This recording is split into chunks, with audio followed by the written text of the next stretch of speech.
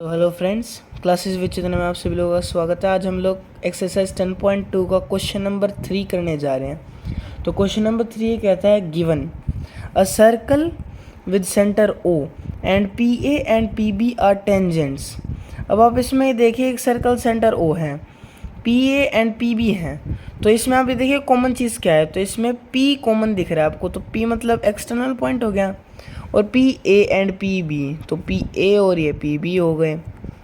अब हमने एक थ्योरम 10.1 ये पढ़ी है कि the radius touching the tangent at the point of contact is angle 90 degree. तो ये एंगल और ये एंगल तो 90 डिग्री के हो गए, 90 डिग्री के हो गए। अब इसमें हमें करना क्या है, हमें एंगल पी ओ ए निकालना है। तो सिंपली यहाँ लाइन तो कोई है नहीं, तो हमें यहाँ पे क्या करनी पड़ेगी, हमें यहाँ पे करनी पड़ेगी कंस्ट्रक्शन। लेकिन उससे भी पहले हमें ये लिखना पड़ेगा टू प्रूफ में क्या है। तो इसमें हम ये लिखेंगे टू प्रूफ,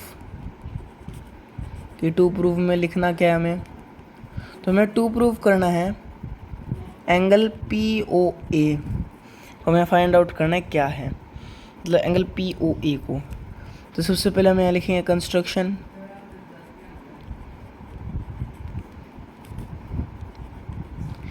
कंस्ट्रक्शन हम करेंगे जॉइन O टू P। हम जॉइन O टू P करेंगे तो इसमें एक डॉटेड लाइन से इमेजिनरी लाइंस बनानी है आपको। मतलब अब हम यहाँ डॉटेड लाइन से हमने ये जॉइन कर दिया। अब ये दो ट्रायंगल्स बन गए, आप ये देख पा रहे हैं, बन गए ना, 1 2 3 साइड है, इसमें भी 3 साइड है। तो अब यहाँ पे प्रूफ लिखते हैं। प्रूफ है triangle PAO and triangle POB, ये दो ट्रायंगल हो गई। हमें अब ये कॉन्ग्रुएंट करनी है। कॉन्ग्रुएंट कैसे होंगे चलो देखते हैं। इसमें आपको ये दिख रहा है कि OP कॉमन है, ये लाइन हमने बनाई तो ये OP कॉमन भी होगी। इसमें भी O और P है, इसमें भी O और P है, तो OP is equal to OP। क्यों? क्योंकि ये कॉमन है कि नहीं है, ये कॉमन है।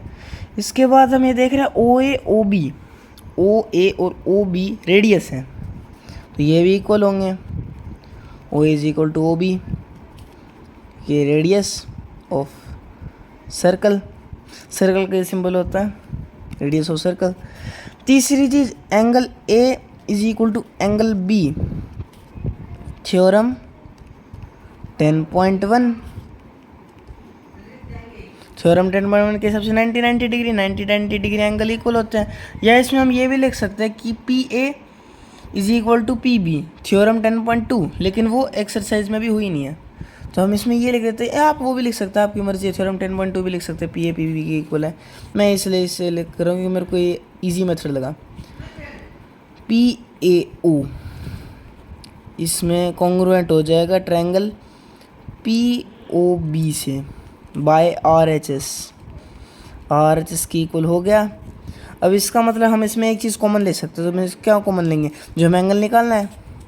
तो angle POA is equal to angle POB, मतलब ये एंगल जो है, ये एंगल इस POB एंगल के इक्वल होगा। मतलब जो ये एंगल है पूरा बड़ा, इसके दो टुकड़े हैं, ये और ये दोनों इक्वल होंगे। तो कहना ये चाहता है। तो चलिए अब देखते हैं। अब इसके करने के दो तरीके हैं। हमें दे रखा है कि एंगल P पूरा 80 डिग्री का दे रखा है, एंगल P हमें पूरा 80 डिग्री का दे रखा है। तो लेकिन जब हम इसका बंटवारा करेंगे इन दो ट्रायंगल्स के अंदर कंस्ट्रक्शन से, तो ये हो जाएगा 80 को 2 से, जब ये कटेगा तो ये 40 डिग्री हो जाएगा। सो ये हमारे 40 डिग्री आ गया। तो अब ये दो, अब आपके पास दो तरीके से सॉल्व करने की, एक तो 3 नंबर के हिसाब से, एक 5 नंबर के हिसाब से। तो 3 नंबर के हिसाब से आप इसने ये प्रूफ कर दिया ट्रायंगल्स बन रही हैं, कंस्ट्रक्शन से ट्रायंगल बन रही है। तो मैं यहाँ पे एक दूसरा तरीका भी बना देता हूँ कि ये ट्रायंगल्स बन रही हैं, तो ये ट्रायंगल जो है PAO ये 180 डिग्री होगा कि नहीं होगा। तो जो ट्रायंगल की प्रॉपर्टी हमने पढ़ रखी है, 3 साइड्स आर 180 डिग्री। अब इसमें हम ये लिख सकते हैं कि एंगल P कितना है, 40 डिग्री। क्योंकि 80 का बंटवारा हमने करा, 80 को 2 से काटा तो 40 डिग्री होगा। क्यों हुआ? क्योंकि कंस्ट्रक्शन हमने कर दी तो 2 हिस्सों में बट गया। इसके बाद हम अब ये देखेंगे 40 डिग्री हो गया। अब हम ये देखेंगे कि ये कितने का बन रहा है। तो angle A is equal to 90 degree, angle A 90 degree है थ्योरम से। तो angle P plus angle A plus angle O कितना बनाएगा? 180 डिग्री। इसका मतलब हमें angle P 40 degree plus angle A 90 degree plus angle O 180 degree. अब हम इसे प्लस कर देंगे तो 90 में 40 जोड़िए आप जल्दी, 130। तो 130 हो गया plus angle O is equal to 180 degree. Angle O कितना हो जाएगा? जो हमें पी ओ ए निकालना है, मतलब इसको हम लिख सकते हैं एंगल पी ओ ए कितना हो जाएगा? 180 डिग्री माइनस में 130 डिग्री, तो कितना हो जाएगा? 50 डिग्री। तो ये आ गया 50 डिग्री। एक तो तरीका ही है, हमने ये डायरेक्ट कर दिया 50 डिग्री कर दिया। अब दूसरा तरीका, अब हमें ये पता है कि ये एक क्वाड्रेंट भी बन रहा है कि चारों साइड मिल रही है, सब चारों साइड मिल रही है। तो अब इसे हम निकालेंगे भी। तो इसमें हम निकालेंगे ऐसे करके कि angle A P O plus angle, यहाँ पे अगला एंगल है पी ए ओ प्लस अगला एंगल जो कि होगा हमारा क्या बन रहा है यहाँ A O B plus angle बन रहा है। तो P V O is equal to 360 degree, ये 360 डिग्री बन रहा है।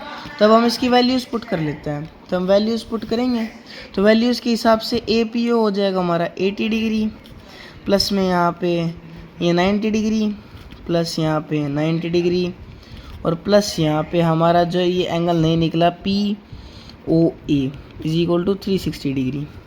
अब हम इन्हें जब प्लस कर लेंगे, मैं यहाँ पे लिख देता हूँ इसके आगे। तो जब हम इन्हें प्लस करेंगे तो एंगल पी ओ ए प्लस कितना 260 डिग्री हो जाएगा इन्हें प्लस करने पे। हाँ हो रहा है 260 डिग्री, 80 हाँ 260 डिग्री। तो 260 डिग्री में से 360 डिग्री घटाएंगे क्योंकि ये माइनस का हो जाएगा इधर जाके, तो वो आपके पास हो जाएगा पूरा 100 डिग्री। 100 डिग्री हो गया, ये 100 डिग्री हो गया। अब इसके बाद 100 डिग्री जब ये हो जाएगा तो आपको अभी ये भी लिखना है कि इसमें ए ओ बी जो एंगल है वो आ गया हमारे पास। लेकिन अब हमें ये देखना है कि ए ओ बी में दो बन रहे हैं एंगल पी ओ ए। भाई एंगल पी ओ ए, एंगल पी ओ ए तो दो बनेंगे ना, एक इधर भी तो बन रहा है एंगल पी ओ बी और हमने ए ओ बी लिया है, मतलब ये पूरा एंगल, तो इसके दो टुकड़े भी तो हो रहे हैं। तो अब इसमें हम दो टुकड़े करेंगे। तो हमें ये पता है कि ए ओ बी कितना था हमारे पास 100 डिग्री, तो अब उसको हम अगर अब 2 से काटेंगे तो हमारे पास आ जाएगा 50 डिग्री, जो कि है इसका आंसर। जो पी ओ ए है ये 50 डिग्री है। तो आप इस मेथड से भी कर सकते हो और इस मेथड से भी कर सकते हैं, दोनों मेथड से आप इजीली कर सकते हैं इसे।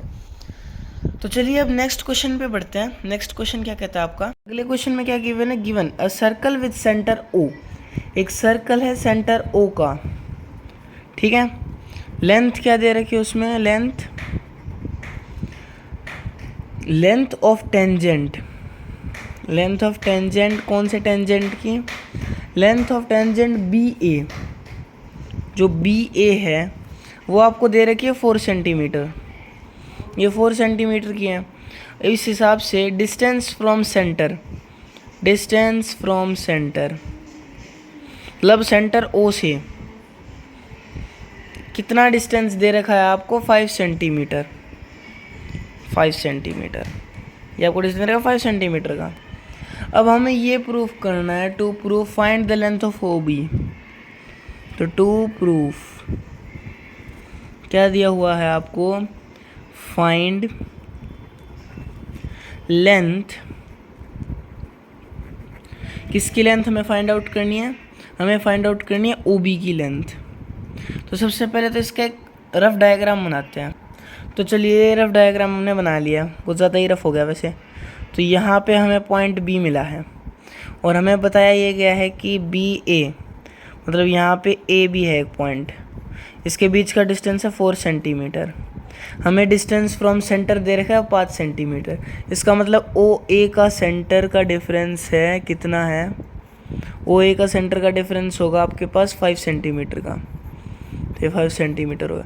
हमें अब फाइंड आउट करना है OB की लेंथ, मतलब इस परपेंडिकुलर की लेंथ, क्योंकि ये 90 डिग्री एंगल बनाएगा थ्योरम से। तो चलिए अब इसका आंसर लिखते हैं। इसका आंसर में लिखते हैं अभी हम प्रूफ में आपको सीधा सीधा लिखना है बाय पाइथागोरस थ्योरम, क्योंकि ये जो क्वेश्चन है ज़्यादा नंबर में आएगा नहीं।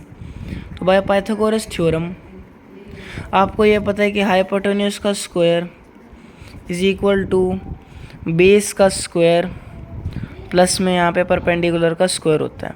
तो अब हाइपोटेन्यूज आपको दे रखा है 5 सेंटीमीटर, तो 5 का square is equal to base का स्क्वायर आपको दे रखा है 4 सेंटीमीटर का स्क्वायर प्लस परपेंडिकुलर का स्क्वायर जो कि परपेंडिकुलर है OB, तो BO का स्क्वायर। तो 25 इज इक्वल टू 4 का स्क्वायर होगा 16 प्लस BO का स्क्वायर।